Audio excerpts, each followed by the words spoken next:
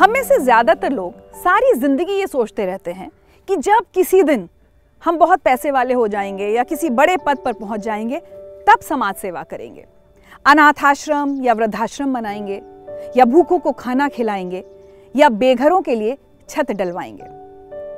लेकिन आज मैं आपको जिनसे मिलवाने जा रही हूं, उन्होंने गरीबों की मदद करने के लिए खुद अमीर होने का इंतजार नहीं किया, बल्कि उन्होंने तो अपनी ट्रक ड्राइवर की नौकरी छोड़कर अपना जीवन समाज सेवा में लगा दिया।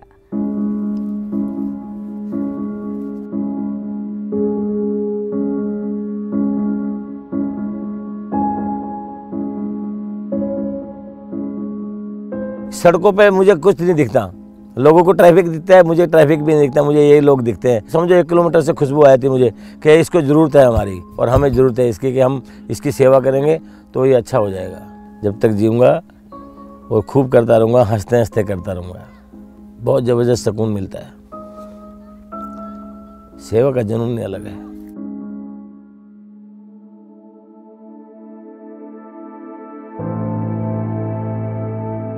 देवदास गोस्वामी जी और उनकी पत्नी तारा जी दिल्ली, हरियाणा और राजस्थान में अपने 3 आश्रमों में ऐसे लोगों को रोटी, कपड़े, छत, प्यार और सम्मान देते हैं जो शायद गुमनामी में जीकर गुमनामी में ही सड़कों पर दम तोड़ देते। और इनकी सेवा इतनी निस्वार्थ है कि ये जिन लोगों की सेवा कर रहे हैं वो तो शायद इनकी सेवा या इनको पहचानते भी नहीं होंगे। अभी हमारा 3 जगह में है और चौथी जगह की हमारी तैयारी है गुजरात की। और 3 जगह में एक जगह ये है जहाँ अब हम बैठे हुए हैं, सोनीपत गन्नौर विलेज दातोली है ये। दिल्ली में द्वारका मोड़ मेट्रो स्टेशन के पास में है। राजस्थान में चित्तौड़गढ़ और भीलवाड़ा के बीच में चौगावड़ी पड़ता है, सोनियाना तहसील गंगरार है, तो वहाँ पे है। क्या होता है इन जगहों पर? ये सारे वो लोग हैं जो अपने आप को खुद नहीं जानते कि हम कौन हैं। जब मैं इनको लेके आता हूँ तो दाढ़ी, बाल, जटाएं होती हैं, नहाए नहीं होते हैं 10-10 साल से। ये वो लोग हैं अपने आप को बिल्कुल नहीं पहचान पाते। जब मैं इनको लेके आता हूँ फर्स्ट टाइम मैं कोशिश करता हूँ मैं कि ये अपने आप को पहचाने, तो मैं इनको एक बड़ा शीशा दिखाता हूँ। उस शीशे को बहुत गहराई से देखते हैं, अपने रूप को बड़ी गहराई से देखते हैं। मैं नहला धुलाने के बाद, बाल काटने के बाद, कपड़े दूसरे पहनाता हूँ, फिर मैं शीशा दिखाता हूँ। तो शीशा देखने के बाद अगर चेहरे पे अगर मुस्कुराहट आ जाती है तो मेरे को अंदर से खुशी मिलती है, शायद ये वापसी हमारी तरह आ सकता है। तो इनकी खुशी से मुझे बहुत राहत मिलती है, बहुत खुशी मिलती है।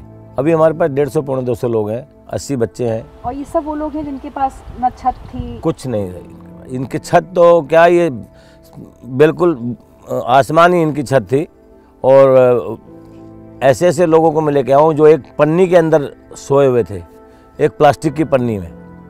वो आज मेरे पास यहाँ रहते हैं और उनको कुछ पता नहीं है हम उनकी क्यों सेवा कर रहे हैं। ये हमें कई बार एग्रेसिव हो जाते हैं, ऊपर थूक देते हैं, हम नहलाते हैं तो थप्पड़ भी मार देते हैं। इनको कुछ मालूम नहीं हम इनकी सेवा करके रही है, किस लिए कर रहे हैं, इन्हें कुछ पता नहीं है। हाथ पैर से भी विकलांग हैं हमारे पास में, आँख से भी विकलांग है, आँख नहीं है, मुंह से बोलते नहीं हैं, मूक बधिर हैं, उनको मालूम नहीं है। मैं लाता ही उनको, मुझे अलग से अगर मुझे 1 किलोमीटर में दिखाई देते तो समझो 1 किलोमीटर से खुशबू आई थी मुझे कि इसको ज़रूरत है हमारी और हमें ज़रूरत है इसकी कि हम इसकी सेवा करेंगे तो ये अच्छा हो जाएगा। सड़कों पे मुझे कुछ नहीं दिखता, लोगों को ट्रैफिक दिखता है, मुझे ट्रैफिक भी नहीं दिखता, मुझे यही लोग दिखते हैं। मैं बहुत दूर दूर तक, हम दोनों में यही बीमारी है हमारी कि मेरा ध्यान अगर इधर है तो इन्होंने देखिए ये बताएंगे वो उधर जा रहा है वो आदमी, तो वो हमें दूर से दिख जाते हैं। ये लोग चाल से पता लग जाता है, कुछ ऐसा लगता है ये इनको कुछ मालूम ही नहीं है कि हम इनकी सेवा कर क्यों रहे हैं। ये सड़क पे जी रहे थे अपनी ज़िंदगी, मर जाते हैं तो लावारिस में डेड बॉडी फूंक देते हैं पुलिस।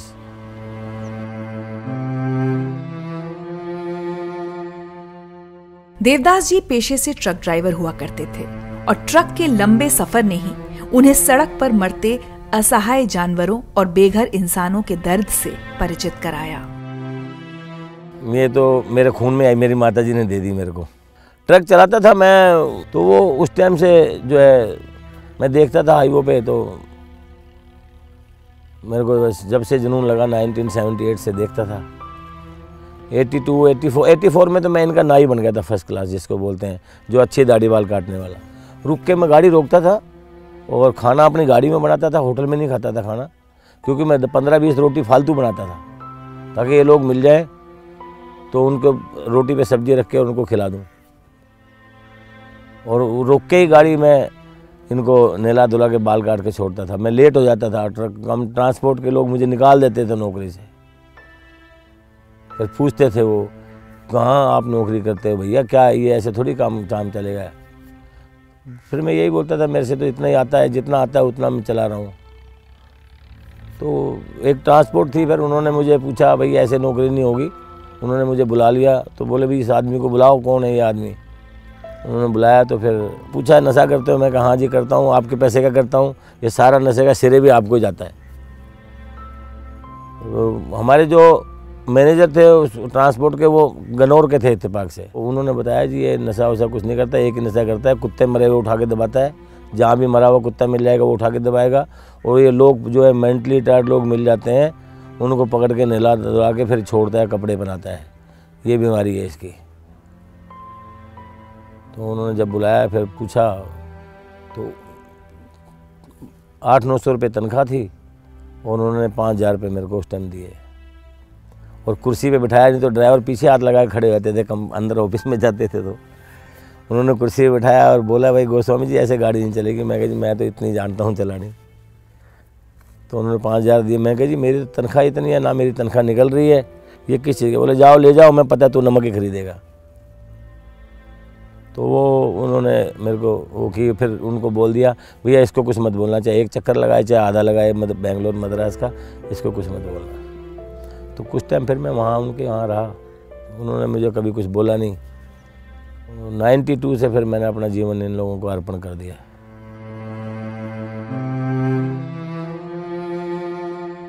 एक हमारे वहाँ दिल्ली वाले आश्रम में हैं, तो वो उनमें मेरे को मेरी माँ दिखती है। वो बहुत बुजुर्ग है, सुनती बोलती भी और नहीं, सुनती बोलती नहीं है वो।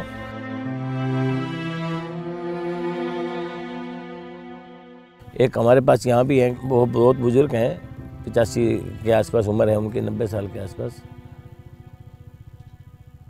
मैं उनके पैर नहीं छूता हूँ, ये अभी अंदर है, मैं इनके पैर ऐसे हाथ से नहीं छूता हूँ। इनके पैरों के नीचे मुड्डी रख के मैं मत्था रगड़ता हूँ उनके पैरों में। ये माँ है, पूरी माँ जिसको बोलते हैं ना। आज वो यहाँ पे हैं और उनके घर में कोई ट्रेजेडी हुई थी बहुत खतरनाक। तो माँ जब पता लगता है जब माँ चली जाती है, पिता का भी जब पता लगता है जब पिता चले जाते हैं। तो ये वो माँ है, इनके बेटे को एक्सीडेंट हो गया और दोनों पैर कट गए। और इन्होंने मुझे बुलाया और कहा, देव भाई तू मेरे का ना कि मैं बात से, ये नारनौल महेंद्रगढ़ साइड की रहने वाली हैं, कि मैं बात से और कुछ ना कुछ है घर में। मैंने उनके घर फ़ोन लगाया और ये वहाँ पता किया, बोले उनकी लड़की ने बताया भाई का एक्सीडेंट हो गया और एक टांग कट गई है और दूसरी टांग काटने की तैयारी है। और ये हुआ कैसे, आज मैं और बताता हूँ कि जो लोग अपने माता पिता को कुछ शब्द ऐसे बोल देते हैं, सब कुछ यहीं पर है, हमें कहीं जाने की जरूरत नहीं है।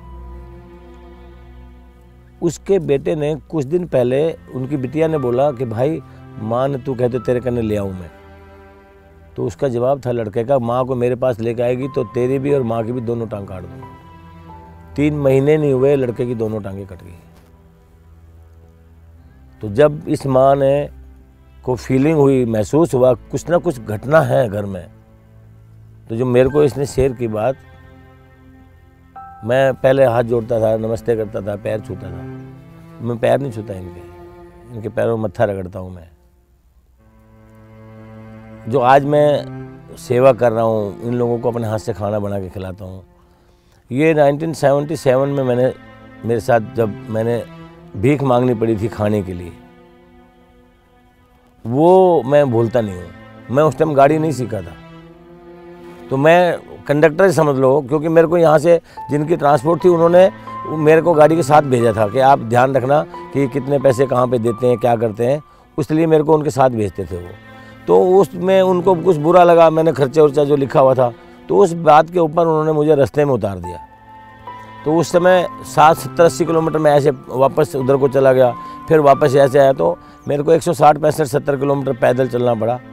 तो वो 2 दिन के सफ़र में, 3 दिन के सफ़र में मैं बहुत भूखा था, बहुत भूख लगी हुई थी। फिर मैं स्टेशन पे गया। स्टेशन पे जाने के बाद जब मैं दिल्ली की ट्रेन में बैठा 40 गाँव से, तो वहाँ मुझे इतनी ज़बरदस्त भूख लग रही थी। एक युवा लड़का पूरी खा रहा था, तो उस टाइम 4 आने का एक पत्ता मिलता था। तो मैं वो पूरी का पत्ता देख के अब मांगूँ तो कैसे मांगूँ, क्या करूँ, और मैं बहुत मजबूत दिल करके उसको कहा, मैंने कहा 1 पूरी दे दो। अब उसने मेरा चेहरा देख के 1 पूरी तो दे दी मेरे को, पर 1 पूरी देने से उसका तो काम खराब हुआ से हुआ, वो मेरा जितना काम खराब हुआ मैं जानता हूँ, मेरा दिल जानता है। आज भी मैं भूलता नहीं उसको, क्योंकि 3-4 दिन से भूखा जो था मैं, और उम्र भी कम थी, भूख नहीं झेल पा रही थी। दोबारा फिर मैं उसके पास वो लेके आया 1 पत्ता और, तो मैं खुश हो गया शायद मुझे देगा, क्योंकि 1 पूरी से उसका काम खराब हो गया था। मैंने जब मांगा दोबारा तो उसने बहुत गालियाँ दी मेरे को। तो मैं आज उसको भी सलूट करता हूँ कि हो सकता है शायद मेरे को वो प्यार से पूरियाँ दे देता, मेरे को मांगने के बगैर दे देता, तो हो सकता है शायद मैं आज ये सेवा जिस तरीके से बना के खिला रहा हूँ। जब उसने दोबारा मैं पूरी मांगने गया, बहुत गालियाँ दी, तो मैं बहुत अंदर से इतना ज़बरदस्त टूट चुका था कि बस मन में एक ये सवाल चल रहा था, भगवान मुझे इतनी शक्ति देना कि मैं खूब बना बना के खिलाऊँ, खूब बना बना के। पर मेरी औकात नहीं थी ये सोचने की कि आएगा कहाँ से। और आज ये वो 1977 का आज पूरा हो रहा है। मुझे पता नहीं लगता है भोजन बनाने के लिए आता कहाँ से है, कौन दे जाता है, हम इनको बना के खिलाते हैं। तो वो सपना भी मेरा आज पूरा हुआ है कि जो मैंने उस टाइम सोचा था कि मैं खूब बना बना के खिलाऊँ, इतना भगवान देना कि मैं खूब बना बना के खिलाऊँ, वैसी जहन में आ गया एकदम। तो मैं उसको भी सलूट करता हूँ, और जिसने मुझे ट्रक से उतारा उसको भी सलूट करता हूँ। शायद ये प्रेरणा मेरे लिए बहुत ज़बरदस्त प्रेरणा थी कि वो मेरे मन में आया कि इतनी छोटी उम्र में कि मैं बना बना के खिलाऊँ। तारा जी, जब भी कोई लड़की शादी करके आती है तो उसके भी तो अपने सपने होते हैं ना, मैं ये करूँगी, घूमूंगी फिरूंगी, जो भी होते हैं। और यहाँ आप आई, आपको सीधे समाज सेवा में लगना पड़ गया। आपने कभी शिकायत नहीं की? क्यों? कभी शिकायत नहीं की, जैसे सेवा कर रहे थे उसी में हम भी जुड़ गए। पर क्या ये आपका अपना भी होता है? हाँ, मेरा अपना हो गया। मेरे को किसी ने नहीं बोला भाई हमारे साथ सेवा करो, मेरा अपना जुनून है। कैसे बीते, कितने साल हो गए शादी को? कैसा शादी को हो गए हमारे 34-35 साल हो गए ना, 35 साल हो गए। 32 साल का तो मेरा बेटा है, 33 का तो। और 35 साल में आपको कभी ऐसा नहीं लगा कि नहीं, मेरी कभी जिंदगी इससे नहीं। भी कंफर्टेबल हो सकती थी? नहीं, उससे बढ़िया जिंदगी अब है। कभी आप लोगों के मन में शिकायत नहीं आती कि होता है कभी कभी कि हम इतना सब लोगों के लिए कर रहे हैं, क्यों कर रहे हैं? कभी ऐसा विचार भी नहीं आता ऐसा विचार नहीं आया कभी मन में, और शायद जब तक जिएंगे ना आएगा भी नहीं। घर परिवार से भी ज्यादा मन हमारा इनमें ही लगता है। यही परिवार है, यही बच्चे हैं हमारे। सब मम्मी मम्मी करते हैं तो उनको बेटा बेटा करके थोड़ा वो करना पड़ता है। गोस्वामी दंपत्ति से मिलकर ये एहसास होता है कि जो लोग तन मन धन से समाज की सेवा में लग जाते हैं, उनको अपना और अपनों का ना ख्याल रहता है, ना फिक्र, ना पैसों से मोह होता है, ना अपनी सुख सुविधाओं की चिंता। अपनी ज़रूरतें जब हम सोचने लग जाते हैं तो शायद मैं इनके लिए कुछ नहीं करता। मेरे दिल में नहीं आया कभी कि मुझे क्या चाहिए, कभी सोचा ही नहीं मैंने। आज भी मैं सोचता ही नहीं अपने लिए मुझे क्या चाहिए। मेरी खुद की बेटी की शादी 30 साल की उम्र में हुई है। मेरे पास उस टाइम जो पैसे जोड़े थे इन्होंने, तो वो पैसे मैंने इनसे लेके उसके मैं बर्तन ले आया बड़े बड़े, वो पैसे वहाँ खर्च कर दिए मैंने। उसके 10 साल बाद लड़की की शादी हुई है, वो भी आप जैसे लोगों ने की। मैंने अपनी लड़की की जरूरत, शादी की जरूरत भी नहीं समझी। बस एक ही जुनून था कि शादी अपने आप हो जाएगी।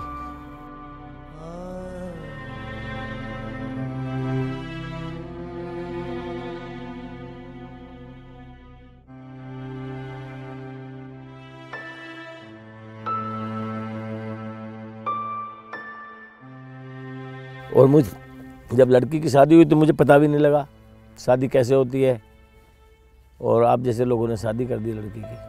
जब हमारी लड़की पैदा हुई थी तो उस टाइम भी मेरे घर में कोई करनाल से एक लड़का आ गया था, उसको पता नहीं था, उसने सिर्फ करनाल बताया, लैंडलाइन फ़ोन नहीं थे, कुछ नहीं थे। तो हमारे तो बच्चों ने भी मेरे को उसी टाइम से देखा है कि ये इन्हीं के साथ रहते हैं। और उन दोनों ने कभी शिकायत नहीं की आपसे? नहीं, अभी हमारे साथ ही करते वो लोग भी आते हैं, मदद करते हैं। बिटिया भी आती है, इन लोगों से बहुत प्यार करती है वो। कोई रास्ते में दिल्ली के आश्रम में से कोई निकल जाता है तो उनको मिल जाता है तो अपनी स्कूटी बिठा के लेके आती है। सोचिए, हम में से कितने लोग ऐसे हैं जो अपनी संपत्ति या जीवन की जमा पूंजी अपने बच्चों को देने के बजाय समाज सेवा में लगा दें। दिल्ली में जो मेरा घर है वो इसको मैं अभी बेच रहा हूँ, क्योंकि दिल्ली की में जगह रेंट पे है हमारी, और वो रेंट के वजह से और जगह अपनी नहीं है, तो मैं अपना घर बेच दूंगा। उसमें 15 लाख रुपए मैं अपने लड़के को दे दूंगा, जिसमें से 15 लाख का वो लोन ले लेंगे, दोनों कमाते हैं, और उसमें बाकी पैसा हम ज़मीन में लगा देंगे। वो सारा जो ज़मीन लेंगे उसमें हम एक आश्रम इन लोगों के लिए बनाएंगे, जिसमें वहाँ भी कम से कम हमारे पास 100 लोग तो कम से कम रह सकें। एक बात तो है, जब अच्छी नीयत और निस्वार्थ भाव से कोई काम किया जाता है तो उसमें बाधाएं जरूर आ सकती हैं, पर काम बंद नहीं होता। अभी आपका ये सब खर्चा कैसे चल रहा है? इसमें गिने चुने लोग हैं जो हमारे मदद कर रहे हैं पिछले कई सालों से। तो लॉकडाउन में बहुत परेशानियां आई हमें, तो अभी वही गिने चुने लोगों ने हमारी मदद की है।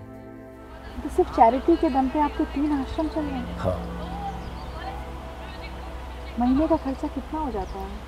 महीने का है 3.5-4 लाख रुपए का खर्चा हो जाता है। और इतना सब आ जाता है दान? आता है, कभी रुक जाता है, फिर आ जाता है, फिर व्यवस्था हो जाती है, थोड़ा थोड़ा चल जाता है।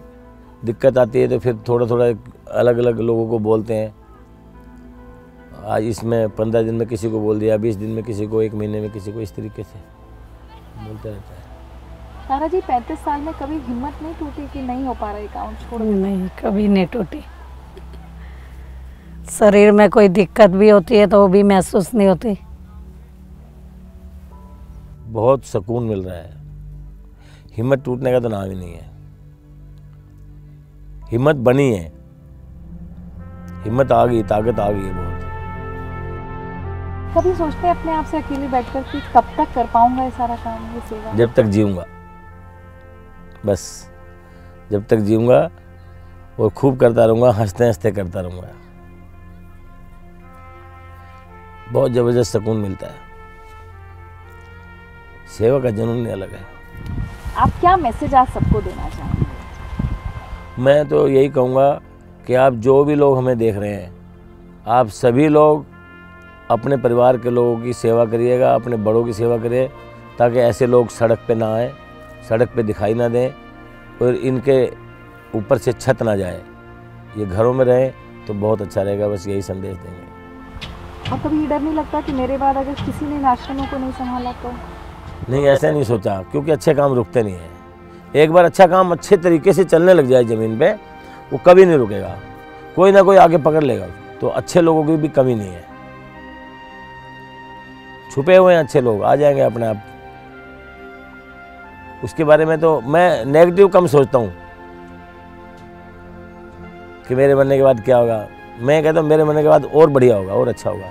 कोई ना कोई तो ऐसा युवा आएगा जो देखेगा मेरे से अच्छा चलाएगा। हम सब लोग सदियों से अपने बच्चों को सुपरमैन, शक्तिमान, सांता क्लॉज, देवदूत, परियों की कहानियां सुनाते आ रहे हैं, जो कि सब की सब काल्पनिक हैं।